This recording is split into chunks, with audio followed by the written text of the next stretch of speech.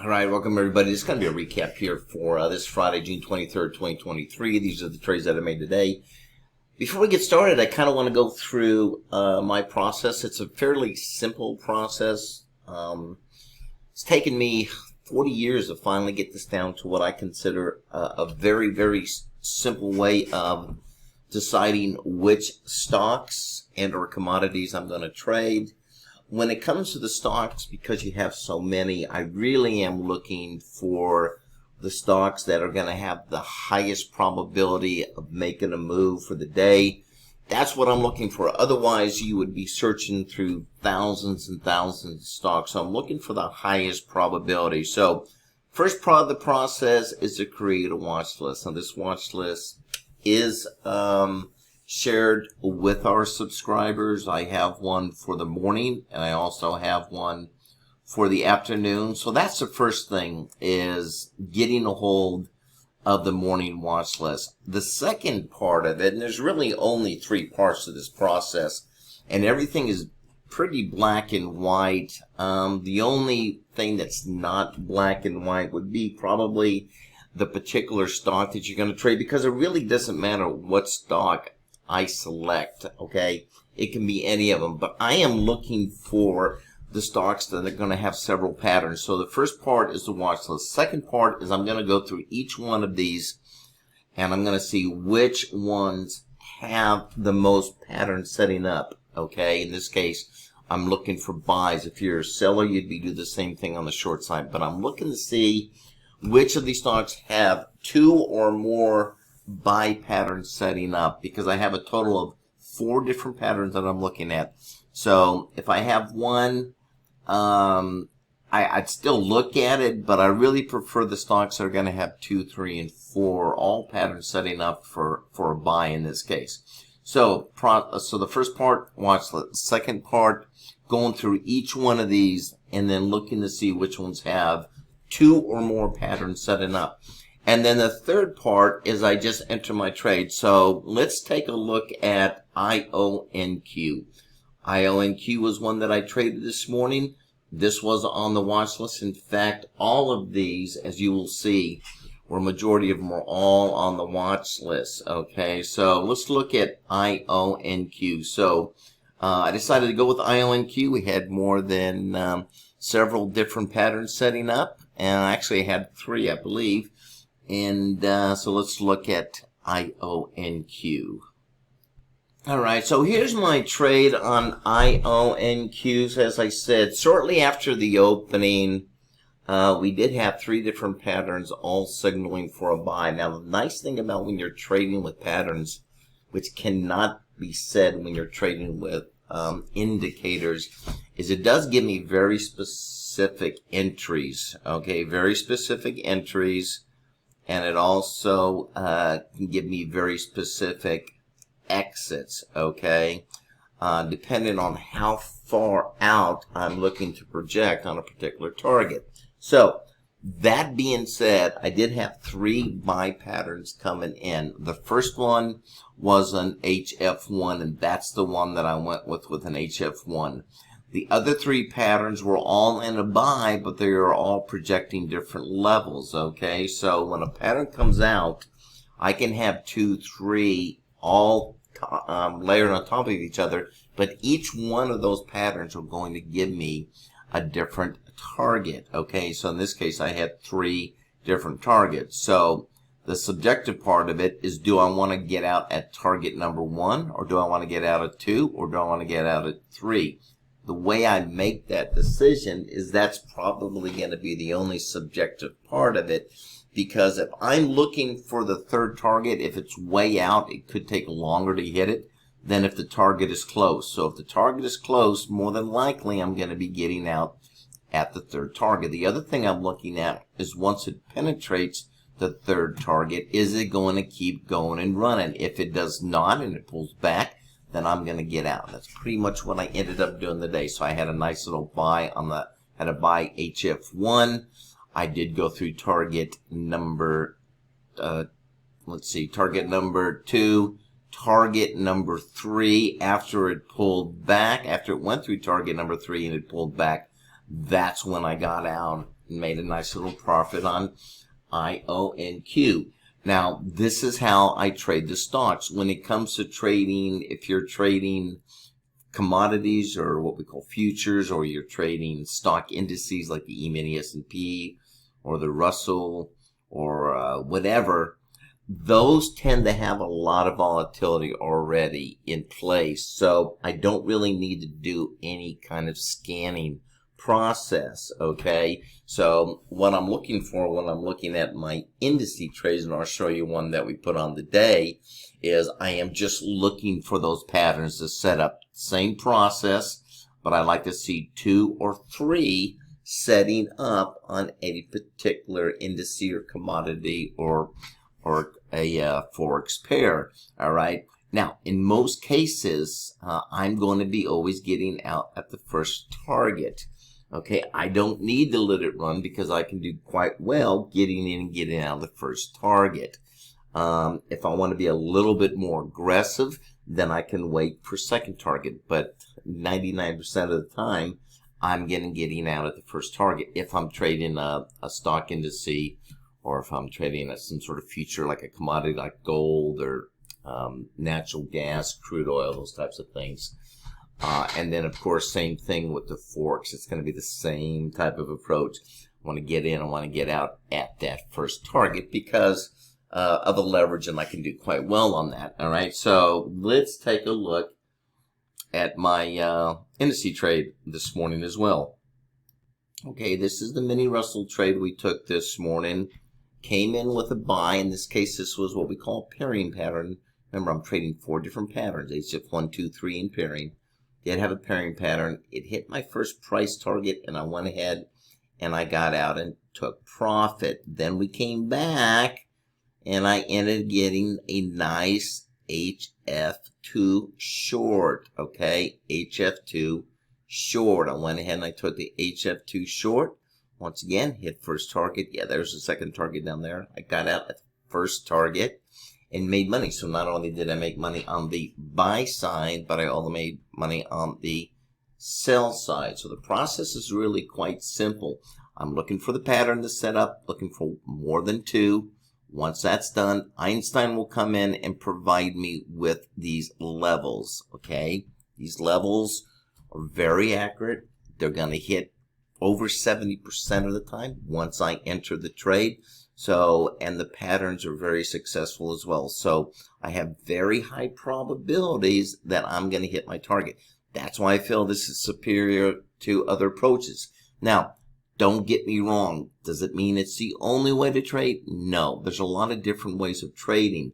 But in most cases, whether you're trading traditional chart patterns or you're looking at support and resistance, all those things, it's a long learning process. It takes a long time in order to fully be able to use those kind of tools when it comes to trading.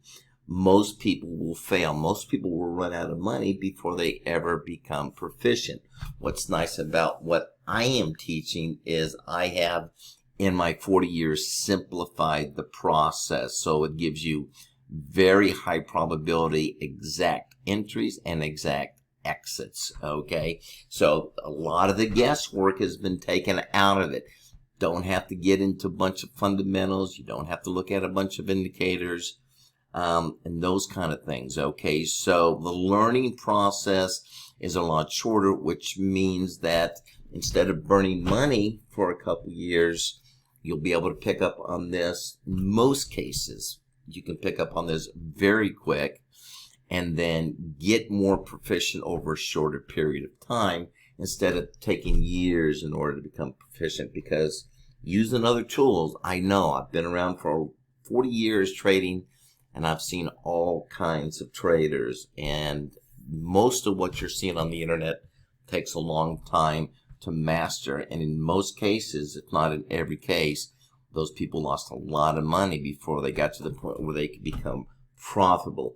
This simplifies the process. The other thing is when it comes to simplicity, that's very important because it takes a lot of the stress out of trading. Trading is stressful, okay? I don't care how long you've been doing it. It's still stressful for me today because you never know what's going to happen. We're dealing with real money. Does it get easier? Absolutely.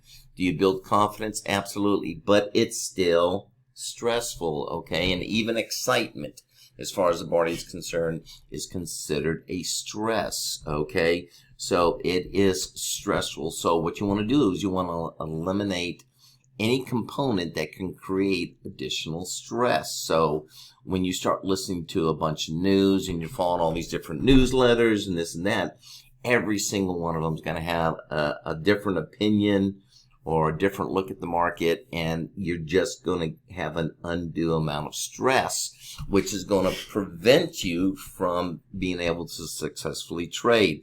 Even if you have a good trading method, the problem is that if you're getting a lot of chatter in the background, you're not going to be able to pull the trigger, okay? And that becomes a huge problem because what happens is most people, and I mean, I promise you, I've seen this over and over again, is they get into the losing trades and they don't trade the winning trades, okay? And why do you think that is? Because the best way that I have figured it out, is because you are trading, particularly a new trader. When you see a trade that does not look good, if it doesn't look good to you, it doesn't look good to anybody else.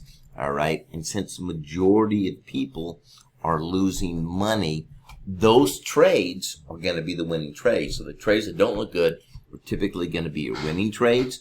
And the trades that look really good are usually going to be your losing trades because everybody else thinks they're good and most people lose money. Okay. So you want to keep that in mind. Simplify the process. Have your strategy. Turn off all the distractions. Don't be listening to anything. And make the trading process simple. Okay, so enough of that. Let's look at our results for the day. All right, so here are the trades that we made today in our live room. Once again, with the indices, as I mentioned, it's just a matter of watching for the setups. Nice little money on that mini Russell, as I showed earlier. I also traded a Euro US, all right?